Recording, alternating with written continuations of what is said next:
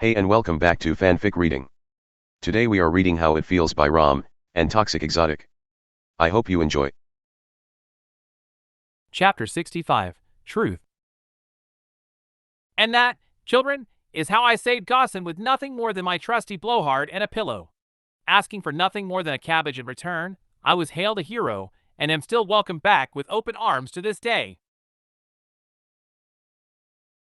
Despite yawning slightly as Professor Port finished his fourth story of the day, not his highest record but close to it, Ruby dutifully noted down every word he said despite the pain that pulsed through her arm simply from holding her pen. Just as always, the story was mostly full of unimportant self-indulgence, but there had been a few things in there that made listening worthwhile. Some grim she'd never heard of, an interesting way to deal with existing grim. It wasn't much, but if she was going to honor her promise to Blake, then she needed to learn everything she could. Sadly, her girlfriend wasn't around for the class as she had been called to Ojban's office, no doubt about the rumors that had begun to spread. It had been 4 days since returning from their mission, a vast majority of which had been spent in their dorm room recovering, and from what her friends had said during their visit, Blake's faunus heritage had become the talk of the school. And after having left their room to attend class for the first time, she could tell her friends had not been exaggerating as whispers, and stares had followed them wherever they went. What they were saying, Ruby didn't know, but her girlfriend's ears had been pressed flat against her head the entire day, the only ear position Ruby was very much not fond of. "You know," Cardin said in a bored voice from the other side of the classroom, "if I wanted to spend hours listening to boring stories from old men, I'd have hung out with my dad and his friends instead of coming to Beacon. I thought this was supposed to be grim studies?" While I do not agree with the way he said it, though Weiss scowled at the boy, Ruby detected a hint of a lie in her partner's voice. "I do agree with his point. I am not sure how the very specific situations of your stories will help us understand and fight grim, Professor." The man's head turned to them both as he rocked on the balls of his feet. "Stories are the very lifeblood of experience," the man said with bombast. "One day, when you leave this academy, you will make your own and understand just how much can be learned from a simple story." He paused and brushed a hand across his walrus mustache. "Though I suppose you are too young to understand that." There was a little disappointment in his voice. "Very well, grim it is. Miss Schnee, which grim do you wish to learn about?" "Her?" Port merely ignored the boy and cast his gaze to the heiress. Though she had seemed confident before, Ruby saw a little nervousness enter her partner's body. It took nothing more than the girl's glance in her direction to understand why. Knowing what Grim Weiss wanted to ask about, she gave a small nod of her head to show it was okay. While not a memory Ruby wanted to keep remembering, as it was still haunting her dreams, she knew it would be unwise to not take the opportunity to learn more about it. "Well," Weiss replied hesitantly, "I was wondering if you knew anything about the chill." Even the name caused Ruby's body to tense up, and as a derisive chuckle ran through the classroom, she felt the urge to shout at them to shut up. It wasn't their fault they thought it was nothing more than a story. They were lucky. And she hoped they would continue to be. "Great," Cardin mocked. "We've gone from stories to fairy tales. The chill is an urban legend to scare children. How about Y-dash?" "Yom don't," Ruby groaned, even though she was getting tired of Cardin too, especially with how rude he'd been to Blake. "I advise you to listen to your teammate, Miss Xiaolong," Port said with a stern look. "I wouldn't want to be giving out 2 detentions. Y-dash. And I assure you, Mr. Winchester, the chill is no more a legend than yourself." The entire class snickered as the unamused boy scowled and crossed his arms. However, as the seconds passed, the students seemed to realize what the professor had said, and the light air of the room faded into one of apprehension. "Wait," Nikul asked from the back table. "The chill are real? And not something we usually teach until the 3rd year." Professor Port hummed and stroked his mustache. "However, I suppose it's not against the rules for me to teach it now." Walking over to the blackboard, he picked up the eraser and scrubbed away a detailed drawing of a Beowulf, replacing it with nothing more than 2 filled-in circles. "Not much is known about the chill. Why, even I in my vast array of travels have never encountered such a grim, but what we can gather from the documented encounters is that it is a cousin of the much more common Geist. And much like its cousin, it travels alone." RWBY quickly noted everything the man was saying. The fact that it traveled alone would definitely be helpful in future, as that meant there would be no other Grimm packs nearby. Such Grimm usually relied on creating chaos and fear so that other Grimm were drawn to their location to finish the job.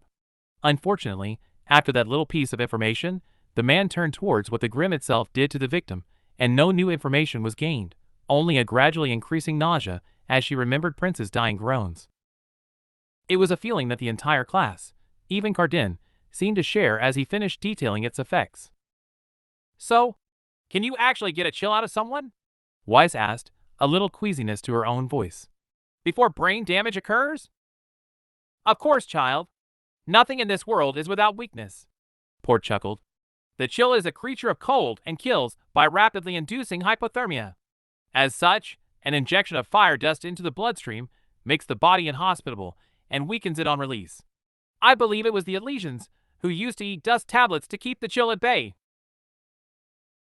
Thinking back, Port's answer made sense. Nobody had even been able to scratch it, except for Yang. The fire from her semblance had not only caused the seemingly invincible creature pain, but had also forced it to retreat. "What about when it leaves?" she asked, wanting to know how to make sure it didn't escape in the future. "If it's got no body, how do we kill it?"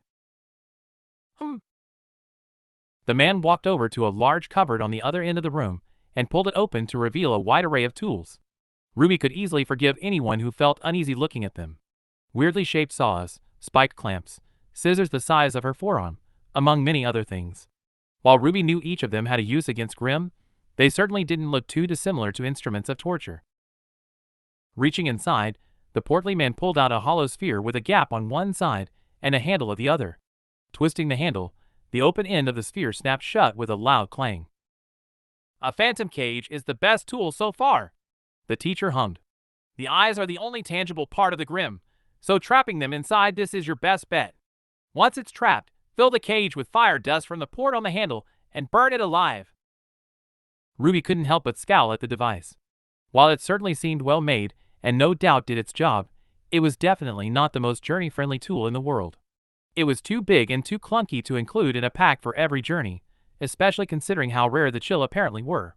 However, due to how dangerous such a Grimm was, RWBY knew the tool should always be at hand. She also knew that she could create a better one. Unfortunately, before she could even start to take notes on the device, the bell rang and Professor Port threw it back onto a shelf in the cupboard. "Well then, that will be all, I suppose," the man huffed, a rather frequent reaction to the bell. No doubt he wished to tell more stories. "Mr. Winchester, you will see me after your final class, but for now you can all go and enjoy your lunch." The sound of scraping and rustling of papers filled the room as the students began to gather their things. However, even as Weiss and Yang stood up from their chairs, RWBY remained in place and waited for the room to empty. "You coming, Rubes?" Yang asked as students moved past her. "Not yet," she said with a shake of her head. "I'll catch up later." An uncertain look started to form on the woman's face, but thankfully Weiss took the woman by the arm and steered her towards the door before the brawler could ask anything further. While RWBY loved her sister, there was no denying that she had been a little too overprotective since the mission, and though she understood why, it was becoming a little restrictive. Fortunately though, Weiss' firm hand was still enough to command the woman, and as they and the final students left the room, RWBY remained in her seat and waited patiently for the teacher to notice her. It didn't take long. "I'm happy to see your looks are not the only similarity." "Huh?" Whatever she had been expecting the man to say, it had not been that. "Your mother was always the last to leave the classroom too." Oh, she had definitely not been expecting that.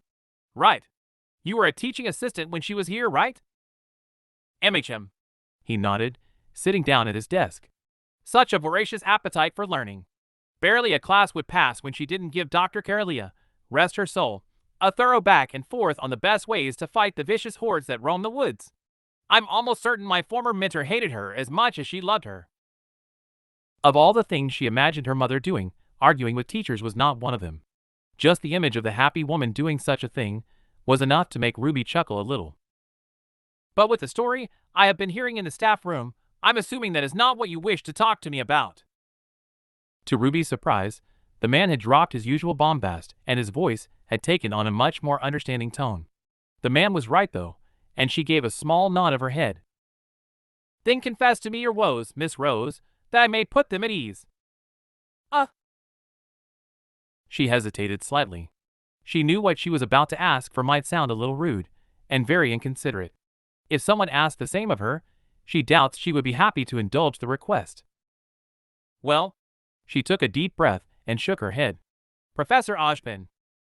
"Headmaster Ashbin," the man corrected her. "Right. Well, he said there are some stories that you don't tell." She ran a hand nervously through her hair and scratched her head. "And that I should ask you about them?" The older man stared at her for a few seconds, his mustache twitching slightly, but the moment quickly passed, and he gave a nod of his head. "Losing someone on a mission is never easy," he said knowingly, "and the memories that it can leave behind can often be worse." I can't sleep properly," she admitted. "And when it happened, No need to explain, dear girl." The man smiled. "You would be hard-pressed to find a huntsman who didn't act in such a way the first time they faced death. Why, even I felt completely overwhelmed the first time it happened." "So how did you deal with it?" The smile fell, and for the first time since attending Beacon, she watched as the man looked down at the table. From the way his fingers entwined with themselves and began to slowly tap against the desk, it was still a painful memory for him. So leaning back in her chair, she waited patiently for him to gather his thoughts. "Very well, Miss Rose." The man nodded almost a minute later, standing up and resuming the same stance he took while teaching. "Allow me to tell you the story of how Byakuran fell." Blake was tired. She thought that her fellow students would understand just how tiring it was to have people steal glances in their direction, especially with how such a thing caused a hunter's aura to tingle, but apparently the chance to gossip had caused such a memory to flee their minds. Everywhere she went, Blake could feel her body tingle as eyes roamed her body, no doubt in search of her trait. Meanwhile, her actual trait was picking up the barely whispered murmuring and speculations about her past so frequently that she wished her ribbon was made of soundproof material. Worst of all, though, was the fact that all of the gossip seemed to have attracted the attention of the headmaster. She had only just sat down and begun to pull out her book when Port had told her Ashbin wished to see her. She'd been nervous at first, knowing that being called to the headmaster's office at the same time rumors of her being a terrorist were circulating the school was hardly a good sign. But Ruby had quickly soothed her worries and told her that everything would be okay. And even if it wasn't, well, it's no less than I deserve. As she leaned back against the vibrating walls of the elevator, she couldn't stop that thought from infiltrating her mind. She knew it shouldn't, but there was some truth to it. The students weren't wrong. She was in fact an ex-terrorist, and that would undoubtedly make anyone nervous. If the students were scared to have her around and Ashbin was forced to expel so that they felt safe, surely that was her own fault for having been the one to make the mistake of wanting people to feel that way in the first place. Thankfully, though, she didn't have too much time to dwell on her self-destructive thoughts, as the elevator opened and revealed Ashbin's office. Just as usual, the vast space was mostly empty, save for a large curved desk in front of the giant window. Behind it sat her summoner, his gray hair tinted green in the light as he hunched over some paperwork. Stepping out of the small metal box, she walked slowly towards the headmaster's desk and stood beside a simple chair that had been placed in front of it. "You wanted to see me, headmaster?" she asked respectfully. "Yes. Please take a seat." The man looked up, his brown eyes twinkling as he gave her a kind smile. As she sat down, the man pushed the paperwork aside and relaxed back into his chair. "I assume you know why I've asked you here?" he asked. "I'm guessing something to do with the rumors going around," she mumbled. He looked at her with interest and tinted his fingers. "That is certainly a topic that I would like to discuss, but not the reason I called you here today." "Oh." Blake sat up a little straighter. "Then no, I don't." I thought your parents might have discussed it with you." "I haven't really seen them since we got back to Vale." It was true. Having arrived in Vale later than expected, her parents had been too busy attending hastily arranged meetings to do anything else. And while they had called a few times, the conversations had been very short due to how tired they were. "Understandable." The headmaster nodded. "They are extremely busy at the minute. However," he reached over to the stack of paperwork and pulled out a small rectangular slip of paper. I was able to finally meet with them last night after their address to the council, and they insisted on giving me this.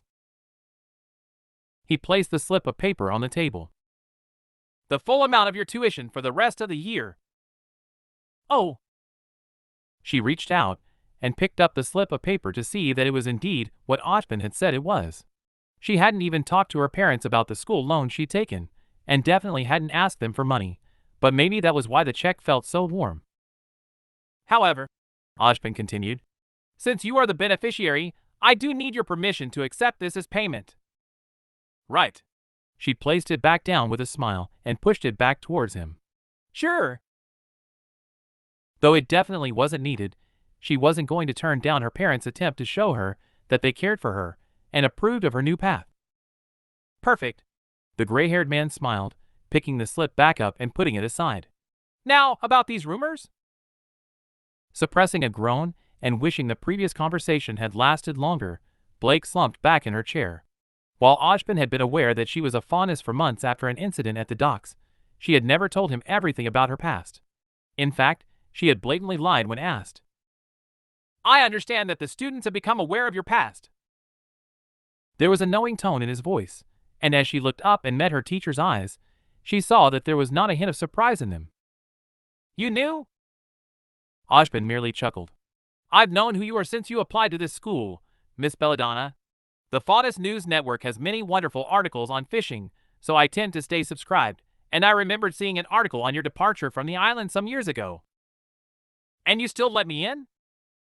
I will admit, I was hesitant, he hummed. But during our interview you seemed lost, and I thought that maybe this school could serve as, forgive the pun, a beacon in the dark. Staring into his brown eyes, Blake was reminded of what Yang had said months ago. It wouldn't surprise me if he knew what would happen before we even entered the forest. She'd not been convinced before, but now she was unsure. He'd known who she was, and she had somehow managed to end up on a team with not only the person who should have been her sworn enemy, but also two people who Ashbin personally knew the parents of. Was Ashbin actually controlling more than just the school? Or was she merely being paranoid? However, since the safety of my students is my main concern, I do have to ask. Is there anything I should be concerned about? She knew she could easily lie. Past interactions with the man had shown that he would accept her word, but doing so felt pointless. Clearly, Ashbin accepting what she said and believing what she said were two different things, and she didn't doubt that whatever she said, the man would know the truth. But more than that, she didn't want to lie anymore. I'm still angry, she admitted. And no doubt with good reason, Ashbin nodded. But I know that how I went about things was the wrong way now. And what do you think would be a better way? She paused. Ever since deciding to check on news from her home and reading her dad's speeches, that very question had sat permanently in the back of her mind. How did someone create the change she sought? Violence had not been the answer, but neither had pacifistic peace. Both had their pros, but the problems each presented often heavily outweighed those pros. I don't know, she mumbled. He gave her an appreciative nod. An answer I feel has more merit than you believe, Miss Belladonna. Change is a thing that people spend their entire lives trying to achieve, whether it's personal, societal, or to the world itself. But no matter what it is that you try to change, it's a path littered with crossroads, and no matter your age or your understanding of the world, taking the wrong path a few times is inevitable. Thankfully, taking a wrong path rarely means we cannot go back and try another. And if you hurt people while taking that wrong path, then going back to try another also means you will see them again. She didn't reply. While that made sense, she had no idea how many wrong paths she had chosen. Definitely more than one. However, just as Ashbin had said, at least she knew what she could do differently. Her team, her family, Beacon, they had all given her a chance to find another path to achieve what she wanted to achieve. And a chance to make things right. I suppose, she grumbled and slumped back in her chair. So I'm guessing I'm not expelled? Not today, no. Ashbin chuckled lightly, causing a rush of relief to flood through her.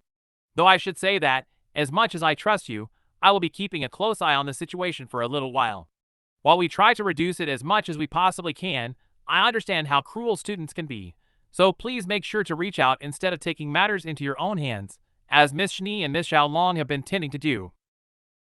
knowing exactly what he was talking about, as both Weiss and Yang tended to be a little more physical towards people that annoyed them. Blake gave the headmaster a small nod. I will. Perfect. He smiled. Then I believe that will be all. I'm sure Professor Port will just be wrapping up his class, so feel free to go straight down to lunch. Thank you, Professor. Standing up, Blake offered the man a grateful smile and turned to leave the room. Considering she'd been expecting to be expelled, or at least be in some kind of trouble, it was hard not to feel a little hopeful. Once again, Ruby had been right, and while usually Blake would be a little hesitant to admit that to her girlfriend due to the gloating that would be received in return, she knew the Reaper could use the little boost in morale. So, taking a breath and smiling at the fact she was finally able to deliver some good news, she pressed the elevator button and stepped inside to make her way to the cafeteria. Chapter 66, Amends. It was a nice day in Vale. With the storms having passed, and the month quickly edging towards summer, the sun held a permanent fixture in the clear blue sky. Warm winds blew gently through the street, and the sound of happy chatter surrounded them, as families took advantage of the weather to hold picnics, while enjoying the play that was being put on in the center of the park. Just looking at the food was enough to make Blake's stomach growl, but thankfully there were plenty of stands around the area selling everything from cheap, greasy street food to pricey, healthy alternatives, though a vast majority of them were definitely just desserts. Even better though, Blake had managed to find the one vendor among them all that was still selling tea instead of milkshakes. Thanks! Blake smiled and accepted the 2 cups. Taking a sip and deeming it acceptable, she passed the other along to Ilya. Thanks! The girl hummed and cupped it. I don't get how you can live here. It's so cold. Not all of us enjoy having our clothes stick to us. Blake chuckled. I enjoy being warm. The girl mumbled and slowly sipped her drink. And full. I could eat. She agreed, motioning towards a sushi stall on the other side of the park and leading the girl over to it. So how are the meetings going? The faunus gave an unimpressed shrug. The same as most trade negotiations. We ask for a little, they ask for a lot. I can tell none of your council have ever been to Menagerie because they think we actually have dust to spare. It was a common misconception. While the desert behind Kwakuano was completely lifeless, there was no denying that it was rich in dust. From the amount of large rocks jutted out of the ground, Blake could only imagine just how much of the material lay buried beneath the endless sea of sand. Unfortunately, as useful as it would seem, the desert was simply too dangerous to even attempt to harvest some of it. Before the Faunus Wars, both the SDC and the Mistral Trading Company had made attempts, but even they had been quickly repelled by the grim and harsh environs. Though given what had happened to Vacuo at their hands, Blake was unable to consider that a bad thing. However, despite nothing having changed and history having proven the assumption false, a lot of people still held the misconception that Menagerie was rich with resources. They're as much my council as they are yours, Blake replied pointedly. I only go to school here, remember? I am surprised that they let you in the meetings, though. The council doesn't exactly have a high opinion of the White Fang. Well, it helps that they don't know who I am. Ilya sipped her tea. Your dad and Sienna agreed to leave that part out. Smart choice. Blake hummed. So they're getting along again? And not really. The chameleon carefully plucked a purple pansy from a shrubbery and placed a petal in her mouth. They are talking again, though. Sienna has always respected your dad. She just disagreed with how he did things. Just like we did. Sienna's way was hardly better, Blake countered. We were just too young to see it. I already told you she's trying to fix that, Ilya argued back. That's why she sent me here. She wants to stay updated to know where to focus our efforts. Efforts? Blake couldn't help but be a little mistrustful. While Sienna had only ever preached violence when it was absolutely necessary, there was no denying that her definition of necessary was a little looser than most, and had led to quite a few deadly misinterpretations of her words, especially in Atlas where tensions were at their highest. Seemingly detecting that caution in her voice, Ilya turned to face her and held her arms up slightly. Nothing violent, she clarified. Just... I think I'd rather not know, actually. Blake sighed, taking a sip of her tea. Just promise me you're not. I'm not. Despite being unsure, Blake decided to take Ilya at her word and gave her a small smile. Arriving at the small sushi bar, they were quickly greeted by a friendly cat faunus and took a seat on 2 of the stools. For a few seconds, their conversation ceased as they ordered their food, but Blake quickly resumed it with a question she needed to know the answer to. And you're not just doing this because she's caught your eye, right? WH what? The sudden red tint to her skin and the stuttering was all Blake needed to confirm her suspicions. You speak about her like I used to speak about Adam, she muttered with a raised eyebrow. The fauness let out a capitulating sigh and shook her head. All right, fine. She's very attractive. Blake would definitely not disagree there. But she's also twice our age. True, but at least I know your type now. Activist cat fauness. The girl's skin turned an even deeper shade of red, and Blake let out a soft chuckle. Shut up! Ilya scowled, though Blake was happy to recognize it as a playful one. It didn't last long, though, and mere seconds later her face fell into a somber expression. That isn't why I believe in her, though. The girl took a sip of her tea and lowered it back onto the table, her eyes focusing on the swirling liquid and turning the same murky brown. Knowing the girl was looking for some words, Blake chose to wait and simply sipped on her own drink instead. I like your parents, Ilya began a few moments later. And I know they did what they thought was best for us, but for all the protests and speeches, not much really changed. A few laws were passed in Vale, but your dad wasn't firm enough to make any impact in Atlas or Mistral. No matter what he did, how many speeches he made, he never got our people out of the mines. But Sienna did. She may not be perfect, and she definitely made some mistakes, but she gave our people the fire to fight back and stop accepting how we were treated. And now that she's calmed down, I really think she can make the change your dad hoped he could make. Ilya finished with a resolved smile. That's why I follow her.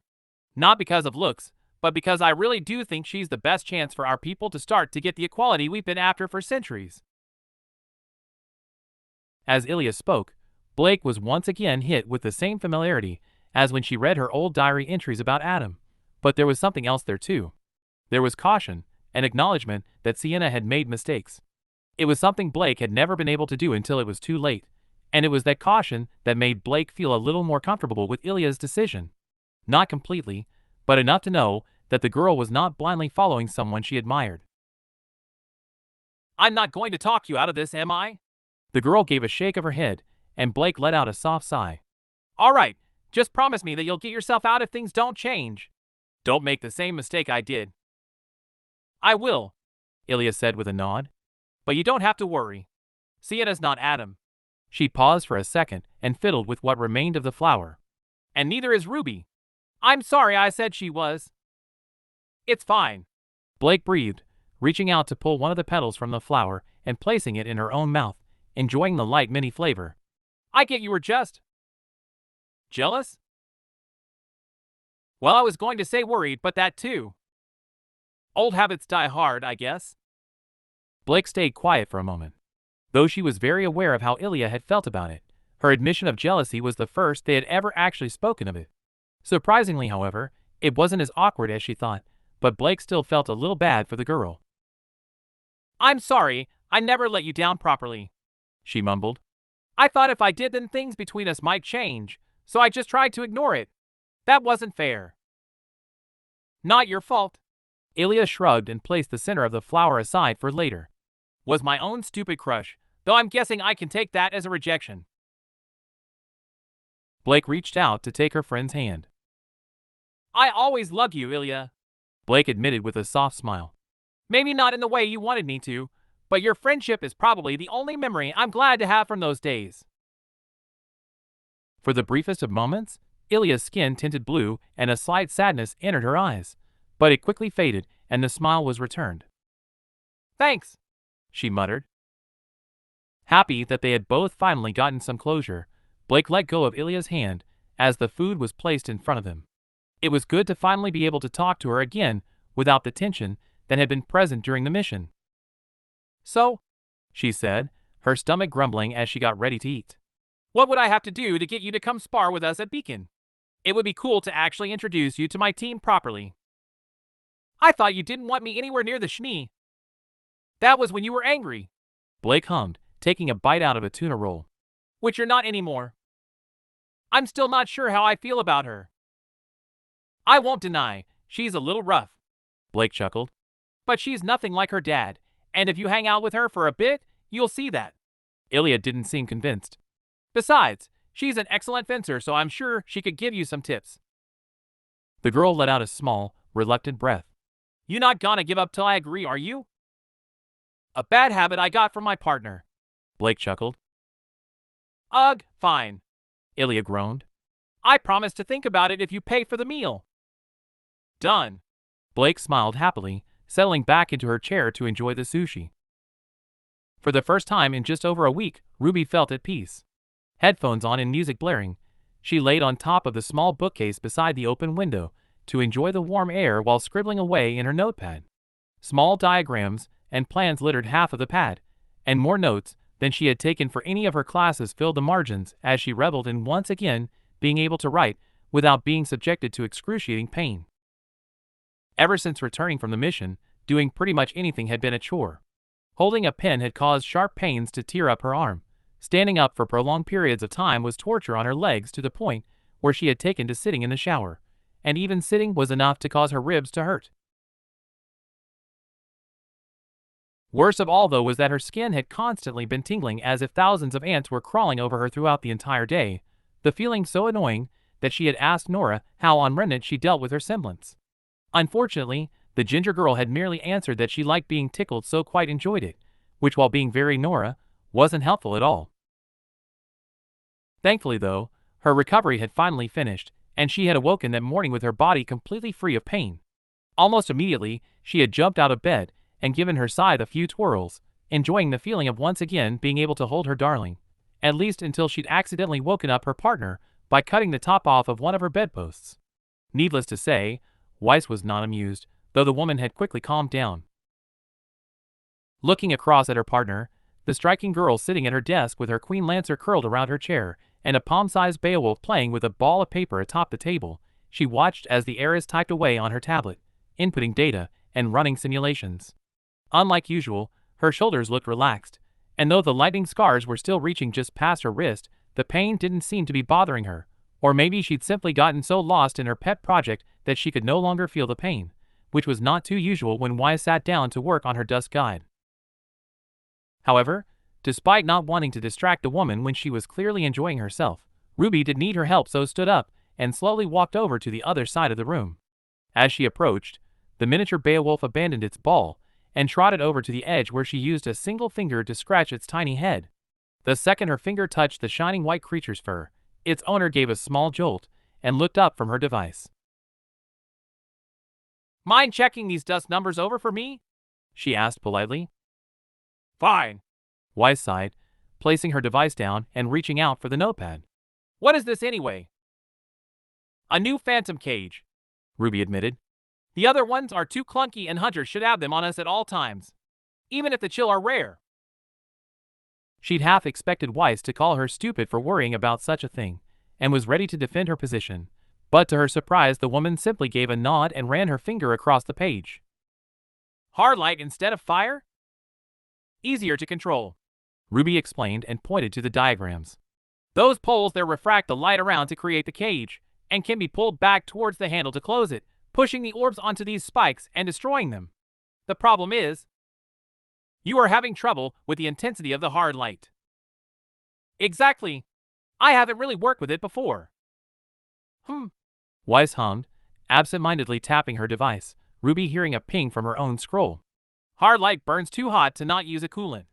Hollow out the poles and place a blizzard crystal at the bottom to push the cool air through them. 2/3 wind? 2/3 ice, Weiss corrected. Temperature control is more important. I sent what I have on it over for you. Thanks, she muttered, a little bit of guilt seeping in as Weiss rubbed her wrist. Is your wrist okay? It's fine, Ruby, the woman replied dismissively. It's just pins and needles. Isn't it supposed to be gone by now? She asked as a knock sounded from the door. Coming. It is healing, just slowly. It's better than it was yesterday and the day before. All right, she mumbled at the firmness in her partner's voice and moved over to the door. As she pulled it open, though, her feeling of guilt only increased as she was greeted by Callie and Saber.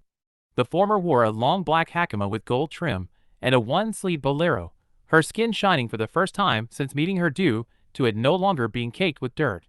The latter, however, was clad in his usual guard outfit, though she found it a little odd that he chose to keep his hood up when he never had during their mission. "Good afternoon, dear," the older woman said with a motherly smile. "Hey, Miss Callie," she smiled weakly. "I think Blake's out with Ilya right now." "I will be heading over there soon," the woman said with a nod. "We actually wish to have a quick word with you, if that's okay?" Ruby looked over at Saber. Despite the fact that he had marked their performance on the mission rather well, she hadn't forgotten their last interaction. She'd assumed the man would never want to talk to her again, so she had no idea what he could have to discuss with her. "As sure," she stuttered and moved aside so that they could enter. "So this is where my daughter lives now." The woman looked around. "It feels warm. Like a home." "We try our best."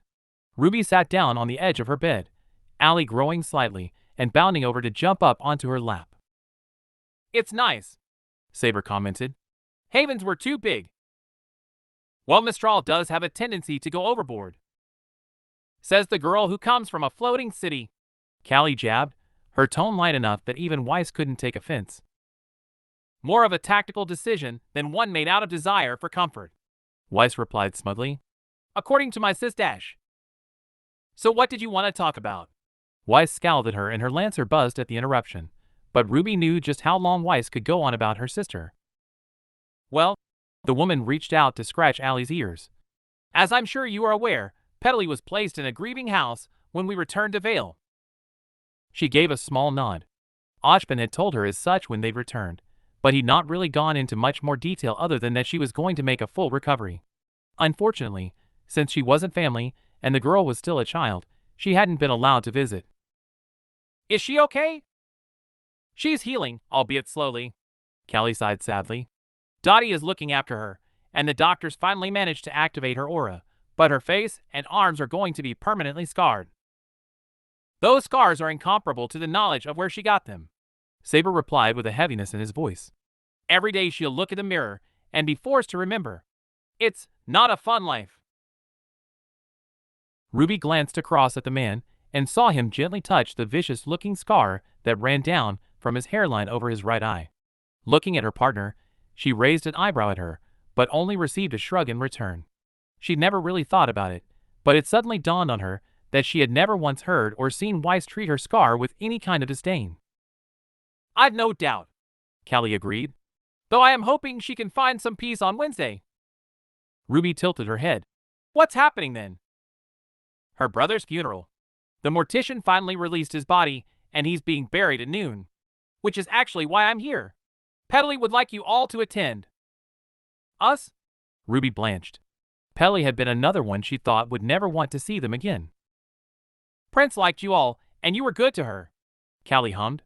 "She also knows that you tried to save him, so she wants you there so she can thank you." "Oh." Ruby wasn't sure she deserved any thanks considering how things had ended. Prince was still dead, and all her intervention had done was make Petley watch her brother die a slower, more painful death than was necessary. However, before she could reply, Weiss placed her tablet down and shook her head. "We would be honored to attend his burial, Miss Belladonna," she declared with a raised eyebrow in her direction. "Isn't that right, Ruby?" Yes. I mean, yes. Of course we'll be there." "Good." Callie smiled. "I will let her know then. But we really should be going. Are you ready, Saber?" "I will catch up at the waterfall," Saber hummed, walking towards the window. "I'd like a word with Miss Rose before we go." From his tone of voice, Ruby could tell that it wasn't a request, and a small pit began to form in her stomach. However, as Weiss cast her a questioning look, she gave a small nod of her head to show it was okay. Seemingly satisfied, the woman stood up from the desk and waved her hand at the Beowulf, causing it to disappear in a cloud of smoke. "I can show you around the grounds and escort you to the airships, Miss Belladonna."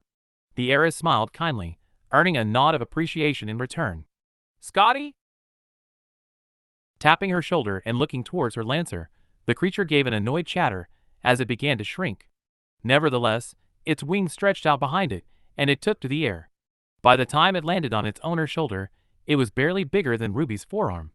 giving the hornet's thorax a stroke as the creature fell back to sleep. Goodbyes were exchanged, and Weiss led Callie out of the room.